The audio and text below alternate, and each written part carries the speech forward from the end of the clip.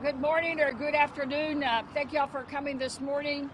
As you know, my name is Sylvia Garcia. I'm the member of Congress from Houston, District 29, the home of Vanessa Guillen. This morning, I accompanied the family with a visit with the Fort Hood leadership.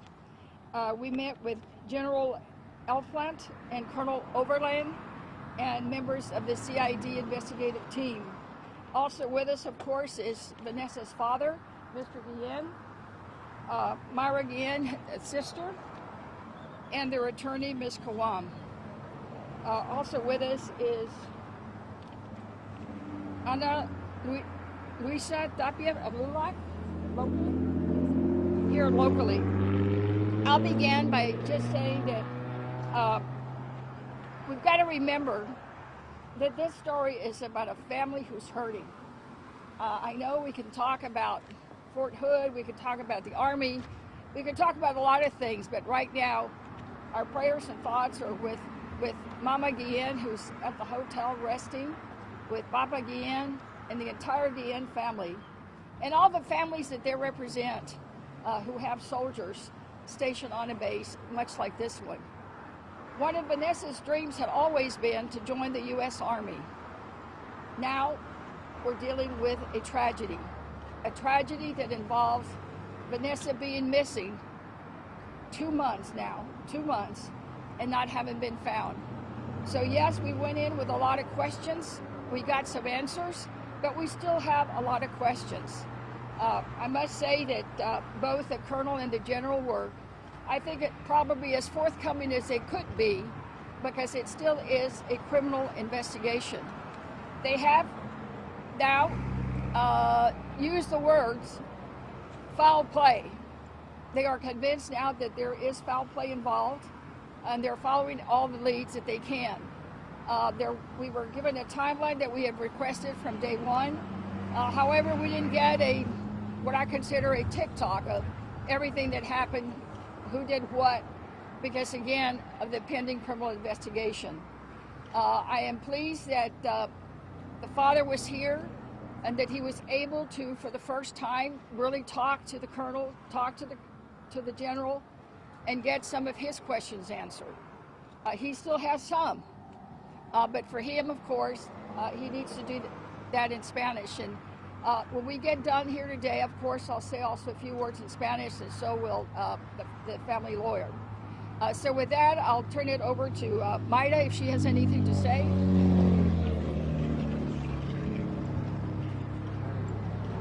Hi, I'm Vanessa's older sister. I want to thank everyone for coming out and keeping my sister's name alive. I hope that we keep doing so until we find her. It's already been 2 months, and this is something that I don't wish upon anyone. And the meeting today, it was a bit more progress than what we always had for the past 2 months. I still don't understand why it had to take a little bit more than 6 weeks for us to start taking action, for them to start taking action, because we started since day one, and it's not fair. I hope that they're really pushing, and I hope that they take everything I said in the conference room serious. Thank you. Now we'll have the family's lawyer, Ms. Kawam. Thank you, everyone, for coming today and covering this very important story. We have lost, or we're missing, a soldier, someone who's fought for our country, someone who's served in our military to protect all of us. And our job is to go and find her, go and figure out what's happened, where is she, and how did this happen? We need to do something. We need to do something soon. Our meeting today was very good. We got a few answers. Not all the answers we wanted, but a few. We're on a good lead now. As the Congresswoman said, they suspect foul play. So do we. And we are hoping that our investigation will go further. We'll learn who it is. And we will unite, not just the state of Texas, but as a country, for our military, to support our military, and let them know that we are fighting not just for our military, not just for Vanessa, but for everyone, because nobody should be in harm's way. Nobody should go through this. No family, no father, no sister, no one should go through this. This is horrific. And I thank you for covering this, and let's work together to find Vanessa. Also with us today, just for the record, was a representative from Congressman Carter's office, who, of course, Fort Hood is in his district. He joins part of the district with Fort Hood with Representative Williams. There was someone here from his office, and also a representative from Senator Cruz's office. I spoke to Senator Cruz last week about this case. So he is also in support in our search, and he will help me with everything he can from the Senate side. Locally, we've gotten a lot of support from LULAC, and to represent them today is Ana Luisa Tapia. Under better circumstances, I would greet you as a good afternoon. However, right now it's just welcome. Vanessa Guillen's family, they've been missing her for 2 months. She came up missing from her assignment of work, and since then we haven't heard anything. LULAC National, Domingo Garcia, wants the nation to know that LULAC is involved. We are involved. We are committed. And we will continue to claim her name in English and Espanol, bring her home, bring her back. We want her back safely. It is hard to believe that a young lady, one of our young ladies, has come up missing from a military installation as worldwide known as Fort Hood. Ella es nuestra niña. She's one of our young ladies, our girls. She's everybody's daughter. She's everybody's daughter. We are wanting answers. It's hard to believe we haven't had answers. We want you to know that we are here. We're going to keep claiming her name. We'll keep talking about her. Seguiremos en la batalla. No nos vamos a olvidar. No nos vamos a callar. We take our right to speak to our congressmen, our senators, and we demand to be heard. To the leadership, the military leadership, chain of command, we will be heard. We will not be quiet. We are not going. She will not be forgotten. Thank you. We'd be happy to take any questions anybody might have. And we do have a hard stop. I regrettably have to head back to Houston to catch a flight to go to Washington for a judiciary hearing tomorrow. What was some details in the meeting? I'm sorry? What was some details in the meeting? Well, you know, I thought, as the attorney said, we made some progress. We got some answers to some of our questions. We got a timeline, a breakdown of what happened that day in terms of where she was and what she did. What we failed to get was the exact TikTok, the exact times of some of these things. There's still maybe a few discrepancies that we need to resolve between what the family remembers happened that day and what the CID investigation is saying. We were also able to get a update from the colonel on the investigation that he has begun on the sexual assault and sexual harassment allegations. That was some part of the CID work that they concluded that it was really something that somebody else needed to do. So the colonel has started an internal investigation. So we are very concerned that all those merit the same kind of attention and time as the potential criminal investigations. I think the most important part is that they are using the words now, foul play, and they are looking at potential criminal activity having occurred. The question is who, what, and when. And we've been reassured that they're going to do everything they can. They will leave no stone unturned until they find Vanessa. I have spoken with the Secretary of the Army. I have spoken to White House Chief of Staff Mark Meadows. I've talked to Senator Cruz. Everyone is in agreement. We will give this base the assets and some resources that they need to make sure that we find Vanessa.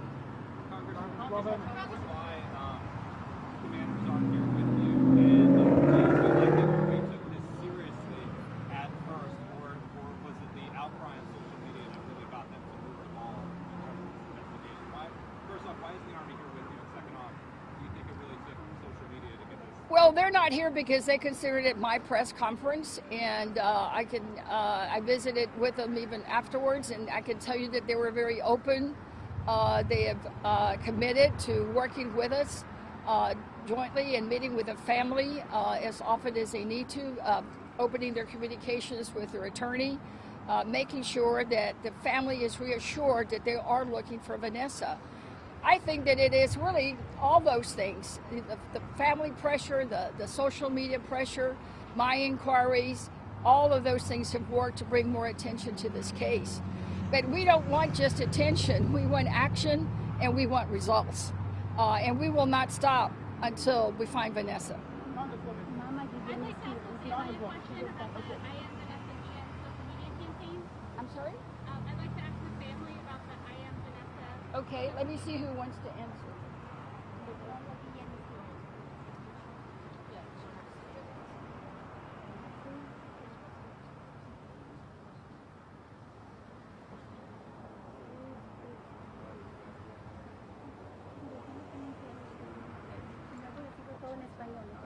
Congresswoman, can you Okay. can you tell us when they say foul play, can you elaborate on that? How did the Army come to that conclusion?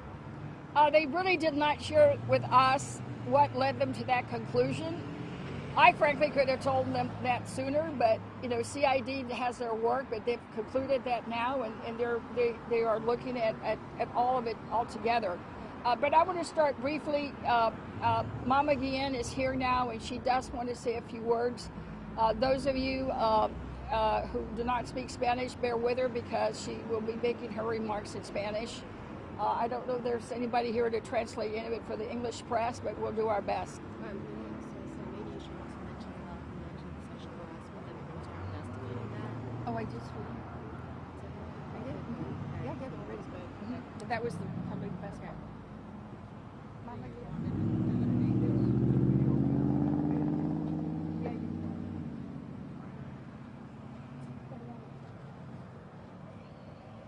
Antes que nada, buenas tardes a todos.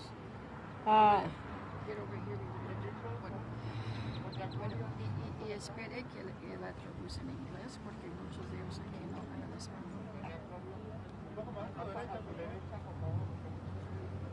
Que te hagas para acá, mamá. Move the podium, Un poquito más para acá. Porque los micrófonos le tapan la cara. Yo antes que nada debo darle gracias a Dios de que me levantó de la cama para poder venir, porque no pude venir acá adentro porque no me sentía nada bien. Sí me invitó el coronel, se lo agradezco, me invitó que viniera, pero no pude. No pude porque ayer cuando miré que andaban buscando en ese río, me sentí muy mal, porque yo no quiero, ni yo sé que mi hija no está allí. Yo sé que mi hija no está allí. Porque ellos se tardaron mucho en buscar a mi hija, porque yo les supliqué desde un principio que me buscaran a mi hija, desde un principio que se cerrara esa base y se pusiera todos los más de 30,000 soldados a buscar a mi hija y no lo hicieron. Nunca lo hicieron. Yo les supliqué que se cerrara esa base y que se investigara cuarto por cuarto, barraca por barraca, edificio por edificio. Nunca lo hicieron. ¿Por qué hasta ahora andan haciendo ese show de buscar a mi hija? ¿Por qué hasta ahora? Yo sigo justicia y sigo que se me respete y se me respete a mi hija, como soldada, como ella se inscribió en el ejército por su país, por su patria, para defendernos a todos nosotros. Que decía cuando estaba chiquita, desde los 10 años, decía que se iba a escribir y que se iba a escribir, y yo no le creía. Yo pensaba que era un juego de niña, pero no. Llegó al grado de la adolescencia y se entró a la high school y se escribió, y yo lloré mucho porque no quería que se escribiera, porque mi corazón de madre ya temía esto que iba a sufrir yo. Ella se escribió por su país y para defendernos. Y ahora que ella necesita, debemos apoyarla y buscarla. Y atrapar al miserable que sea, que no sé cuál de todos sea. Yo por eso exijo justicia y exijo que se investigue y que se cancele a todos los sargentos que estaban al mando de mi hija, a todos los de su unidad. Que se investigue sus casas, sus ranchos, sus cuartos, sus celulares, que se les quiten hasta que me digan dónde está mi hija. Porque todos, desde el sargento mayor, como era su responsabilidad, el credo del sargento, de cuidar a su soldado, de protegerlo, no lo hizo conmigo. Le hicieron bajar con engaños al cuarto de armas para secuestrarla. Y yo no sé de ahí cómo se la llevaron. Yo no sé, solo sé que fue una troca blanca el que se la llevó. Una troca blanca. ¿Quién de ellos tiene una troca blanca? Que se investigue. Que se investigue, que se llegue a la verdad. Que no oculten estos de la base, los coroneles. No oculten, porque todo se va a saber en el nombre de Jesús. Que todo se sabrá, porque así mi Padre Dios lo quiere. Yo necesito a mi hija, la quiero viva. Desde un principio, cuando hablé yo allá en la otra entrada, dije que a mi hija la quiero viva. Viva la quiero porque mi hija entró viva. Porque si Dios no lo quiera, mi hija aparece muerta, cierra esta base. Muevo cielo, mar y tierra y esta base se cierra. Porque es una pudrición de base. Es una pudrición. Porque dice ay, que el mejor lugar ¿para qué? Para secuestrar, violar, matar. No es justo. No es justo. Por eso yo exijo que por culpa de ellos me estoy más mala yo, porque yo necesito a mi hija conmigo, es mi vida, esa niña es mi vida, es mi adoración. Por eso ando peleando con uñas y dientes hasta que se me entregue y que paguen los culpables. Exijo que se encarcelen a todos los sargentos, desde el más chiquito al más alto, y que se les investigue sus casas, sus ranchos, sus habitaciones, sus celulares. ¿Por qué no han hecho eso desde un principio? Si yo les dije hace 4 semanas el nombre de un miserable, ¿por qué no hicieron todo desde un principio? Porque hasta ahora andan haciendo ese show de buscar a mi niña. Yo necesito a mi niña y la quiero viva a mis brazos, a mi lado, porque si no, no sé qué sería de mí. Yo necesito a mi preciosa conmigo, porque yo ya no puedo más con sus mentiras de esa gente tan miserable, porque son unos miserables. Que se llegue a la verdad. Por eso yo no pido hablar con esas personas. Yo pido hablar con el mero bueno. Yo pido hablar con el que manda, el que está en el Congreso, en el Senado. No con ellos no son nadie. Nomás son para desaparecer personas. Yo pido hablar con el bueno, con el que manda. No con esas personas. Esas personas para mí no son nadie. Son unas personas que se trata de desaparecer jovencitas y secuestrar. Por eso, que se me haga justicia, por el amor de Dios, que se oiga mi voz, porque más de 200 madres están acudiendo a mí. Mi hijo no va a firmar, salió de la high school, no va a firmar. Mi hijo lo voy a sacar así haga represalias. Prefiero tener a mi hijo con vida a que me lo desaparezcan. Por eso que oiga el presidente, que por esta causa de que no se limpie esta base de corrupción y no me entreguen a mi hija, ya no va a haber jóvenes que se escriban. Ya no va a haber. ¿Quién verá la guerra si hay guerra? ¿Quién va a defender al país? Nadie. Por miedo. Me van a desaparecer. ¿Yo para qué me escribo? Yo prefiero trabajar en una tienda, en un supermercado, para ganarme la vida, que ir a esa mugrosa base, a la que sea. Por eso pido que se limpie desde lo más profundo y que se me entregue a mi hija viva. La quiero viva. Por el amor de Dios, viva. Y que se investigue y caigan todos los responsables, así sea un coronel, así sea un sargento, no me importa, que se investigue desde el más chiquito hasta el más alto, porque todos son responsables, todos, porque taparon toda la investigación, porque ese día no se trabajó. Y a mí me mintió el de CID que se había trabajado, nunca se trabajó, y mi hija nunca volvió con el reporte, nunca, me dijeron que había vuelto, mi hija nunca volvió. ¿Qué pensaron? ¿Que yo no iba a saber? A mí alguien muy importante me lo dijo, por eso lo supe. ¿Qué pensaron? ¿Que Dios no estaba conmigo? Dios está conmigo. Por eso estoy llegando a la verdad. Que se llegue a la verdad y que se me entregue a mi hija. Le pido al presidente que me ayude a investigar, porque en ellos no creo nada, nada. No creo ni así. Que se llegue a la verdad y que se llegue a la verdad que me entreguen a mi niña. Porque después de esto no va a haber ni un niño que se escriba para el ejército. Y déganlo por seguro. Yo aquí tengo todos los mensajes de las madres. Mi hijo no se va a escribir, señora. Para que me lo desaparezcan, esto no es una mentira, que llegue a la verdad, porque ya no va a ver quién nos defiende, quién nos va a defender, unos a otros, ¿no, verdad? No, por eso ellos, los soldados, se escriben por su país, por su patria. Por eso tenemos que tener conciencia, malditos manáticos, tienen que salir a la luz y que se encarcelen y les caiga todo el peso de la ley y que se me entregue a mi hija viva, viva, porque yo estoy a punta de pastilla. Yo estoy a punto de pastilla para poder estar aquí. Y yo quiero a mi hija porque esa niña es mi vida, es mi cielo, es mi todo, porque mis 6 hijos son únicos para mí. Y es lo que más deseo, que se me haga justicia y que se le haga justicia a mi chiquita. Tanto amo a mi reina, es ejemplar en todas las escuelas, todos los trofeos, todo en 4 equipos de fútbol, excelente. Señora, su niña es excelente. No se merece que unos miserables como estos, le arruinen su vida a una joven. Por eso pido que se investigue a todas esas personas, no importa quién sea, que se investigue y que caiga todo el peso de la ley y que me entreguen a mi niña. Es lo que pido y les agradezco de todo corazón que hayan venido. Yo no pude entrar porque ahorita me levanté así de la cama y yo vine a declarar y a hacer lo que sé, que se me entregue a mi niña. Yo les agradezco a la abogada, a la congresista, pero que me apoyen a ir al Senado, a la presidencia. Aquí no, al presidente y al gobernador, que se investigue y que se me entregue mi niña y que paguen todos esos miserables lo que han hecho. Por el amor de Dios, ayúdenme a todo esto. Sí te vamos a ayudar, ya sabes, te vamos a ayudar. Vamos a seguir. You want me to try something? Just a little bit.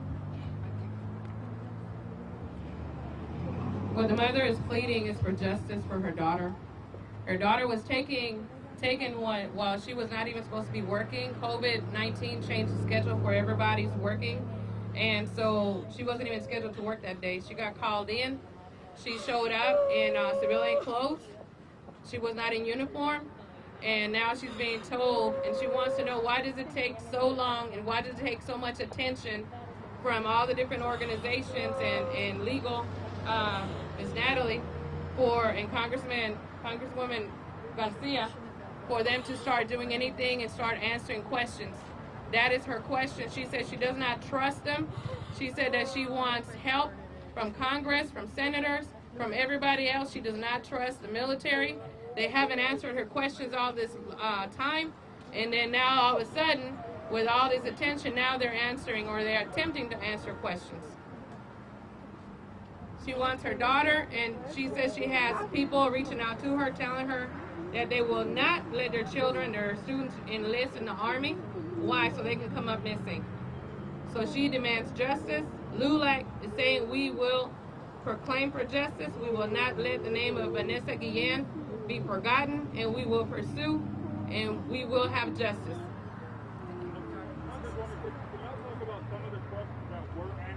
Yeah, well, can you give me a minute? Someone down here had a question about the Find Vanessa campaign. I'm over here now. Oh, you moved. All right, so Lupe, who started it, is right here. She'll answer that question.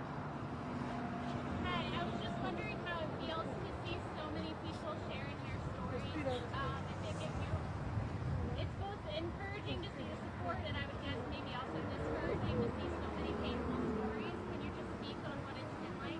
The hashtag I am Vanessa Guillen. It started because my sister, she was being sexually harassed on base, which is unacceptable because she was supposed to be safe while working and protecting the country we live in. And the I am Vanessa Guillen is to encourage the women who have and still are passing through the sexual harassment, because they're the ones risking their life for us in combat. They're the ones protecting us and serving the nation. No woman should be seen as a sexual object, because they're the ones, they're just like my sister. They just want to fight for us, and that's how they return them. They sexually harass, abuse mentally on base. And so the I am Vanessa Guillen is to encourage anyone to not be afraid to speak up, to show the public, to show everyone what this base and other bases and the military is capable of. Because you see the sign, it's called a great place. Why? Why is it called a great place? They murder.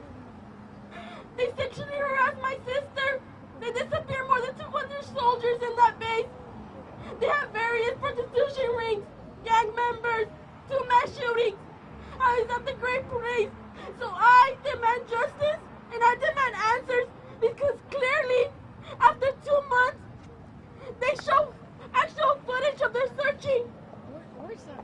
They're searching my sister like if she was dead. She's not dead. I know it because she's my sister. So I want justice, and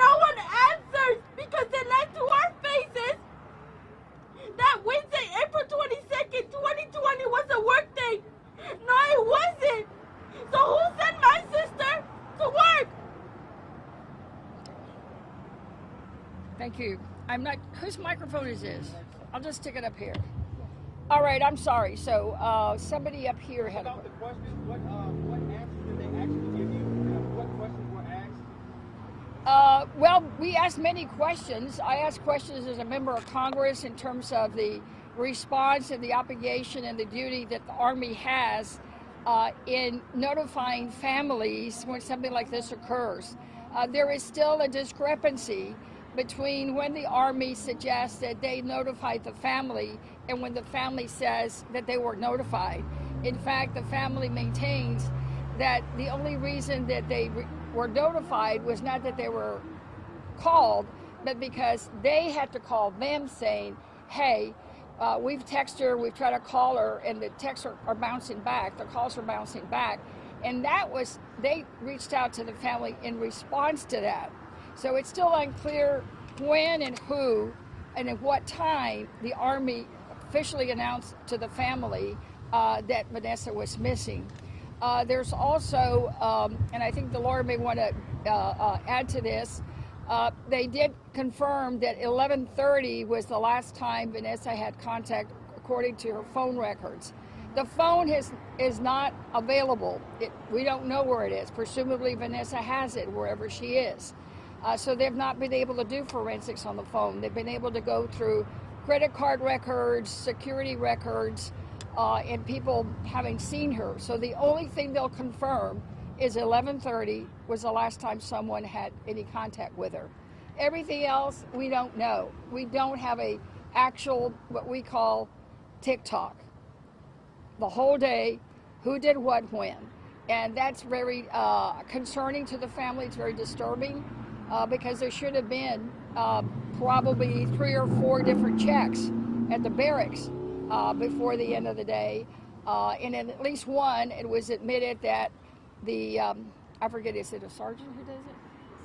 I guess the supervisor or the sergeant who actually is supposed to account for everyone in the barrack submitted a report that everyone was accounted for, when in fact now he's admitted that he did not see Vanessa. But I'll see if the lawyer wants to add anything. So, can you elaborate on the sexual harassment allegations? If they're investigating anyone? They did not. No, they will. Most of our questions relating to any identification of any particular person, they declined to respond because it's a pending investigation. So we weren't told who was the last person who saw her. We were not told who witnessed her going back to the parking lot. We weren't told who they're looking at in terms of the sexual harassment allegations. Remember, that part of the investigation just started last week, and it was started by the colonel internally because CID was not going to pursue a sexual harassment allegation because that's not, in their view, criminal in nature. Did you want to add to that? Yeah. Elaborate on that. I believe you mentioned that there's the video of the sergeant going into her bathroom. Can you elaborate on that, on those 2 things? Yeah, she can. Sure. So my client did disclose to the general in the room that Vanessa had a sergeant come into a shower inappropriately, walk in to a shower while she was naked, and it was very uncomfortable for her, and she did report that. She did report that to her family and to her friends. We suspect it's that same person that was her supervisor that same day after she was missing. The Congresswoman asked about, why haven't you investigated this sexual harassment claim? She asked that to the CID agent, and they said because it wasn't criminal. However, she made a great point as to just because it's not criminal doesn't mean it doesn't lead you to information that would be later found criminal. So I hope that answers your question. I think you asked me a question that I haven't about the cameras. So they said that they didn't have any cameras that day. I find that odd. And they said that she did not put in codes that day for anything. Any of the quote-unquote seeings, and when people saw her, it was just by interviews, like people were interviewed and they said they saw her, but they don't have any kind of objective evidence. That's what they say. You know what? And I also questioned them about the checks. There were several checks that day. For example, when you wake up, they go and check you in your room. They check at 9 a.m., check at 3 p.m., check at 4 p.m. You know, they didn't have that in the timeline. That was missing. So when I asked that, they kind of tiptoed around that, saying, well, someone could have been having lunch or someone could have been out, but that's not how it works. A check-in is a check-in. So I think perhaps they're going to look into this issue as to who checked her in. If they didn't check her in, why haven't they looked for her starting at 3 p.m. when she was missing? Why did it take Vanessa's sister and family and friends to contact the base and say she's missing at 8 p.m.? So there's a lot of gaps in their stories or their interviews or their information that they provided us. And I hope that perhaps we had brought some more clarification, some more information to them, that they can look into it deeper. The colonel said that after the sexual harassment claims have been reported, he had started an investigation after that on his own. So we'll find out more information. Unfortunately, what I was disappointed with was in that timeline they gave us, they refused to say any times that, for example, she went to a gas station to get gas that day. They didn't say what time that gas station was. They didn't say what time the room check-in was. But they did say the last time they saw her was 11:30, which is, you know, when she was in the different armory rooms and when she was in different places that they quote unquote saw her. We don't have any of the information as to those times. And what's more disturbing is they refused to tell us who she was working with, the supervisor she was working with that day. She supposedly sent a text, which was really disturbing, that day to her supervisor, notifying him of a serial number of one of the arms or one of the guns that she had to review. Why would she put that in a text message? That seems like it defeats protocol. So we're wondering whether he used her phone to text himself and make it look like she was working. That's our suspicion. We hope we brought light to that. You know, why would you use your personal cell phone when you're supposed to write things down in a book for the military? I mean, a lot of it doesn't connect. And hopefully we brought some light to them that we're on this.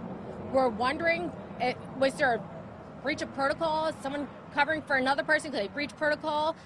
We don't care who messed up. We just want answers. We want to know what time, where, who, and why. We have time for one more question. Now, remember, we do not have her phone. But they got the phone records. They got phone records from Sprint. That's correct. From Sprint. Oh, and do we know her last location? Well, they didn't say, but presumably here. Is that confirmed though? Lastly, can y'all just say what's next? What are y'all looking forward to moving forward?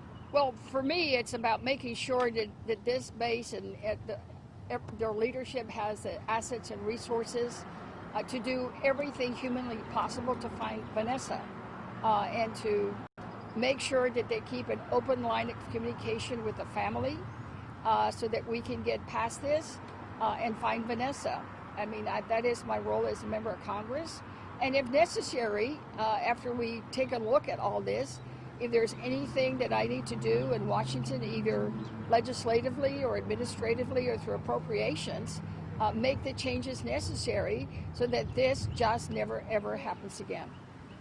To make it absolutely clear, was there ever any start to those sexual harassment allegations? Did that investigation ever start? Yes, it started last week by Colonel Oberlin after CID decided not to pursue those allegations and stick strictly with the criminal investigation. Thank you very much. We got to get her going, y'all. Sorry. Thank you so much. It's ongoing. The sexual harassment allegations are ongoing. They just started last week. They couldn't tell you anything about them? No, but we will. Trust me, you've got two sharp ladies here. We're going to make sure that gets investigated. Thank you, ma'am. To answer your question, I'd like to see a congressional investigation here. I think there was a few agencies that were involved here, including the CID. I think somebody dropped the ball and there was a breach of protocol. We're talking about security, no cameras, using a cell phone to put in a serial number of a federal information of a military property. The check-ins where's the safety and precautions? How did this happen, and why wasn't the family informed immediately? There's so many gaps and holes in what we learned today that I am going to demand a congressional investigation for this family. We want to know what happened and who is covering up for who, and why are they covering up? You know, this can't happen to one of our soldiers. It should never have happened. And if we have to do that, we have to ask Congress to have a congressional investigation, to subpoena everything, to have everybody be testify before Congress. That's going to be necessary. It's going to be necessary because, unfortunately, I don't feel like at the local level it's happening. I really feel like we're not going to resolve this down here. We need the higher ups now. You mentioned that they saw a guy walking through the shower. Is that guy accounted for? I mean, do they have him in check? I mean, as far as, you know, is he reachable? Sure. So they won't tell us whether who they're investigating or why. We did disclose his name to the committee today, and we hope that they will act on the information we provided them.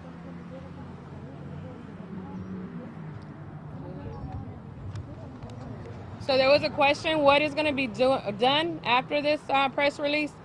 We will continue to hold peaceful demonstrations over at the corner of Fort Hood and Rensselaer. That is the closest gate to where her unit is at. And LULAC wants to tell the world, wants to tell the nation, Texas, Fort Hood, anybody that will listen, that we will not let America cry out for Vanessa, the nation, the world. Que América aclame por Vanessa y la nación y todo el mundo. Vanessa, we will not stop looking for you. No pararemos de buscarte. We will not give up fighting for you. No pararemos de luchar por ti. And we will not walk away and forget you. No nos alejaremos y no nos olvidaremos de ti. This is a LULAC promise. Esta es la promesa de LULAC. Gracias.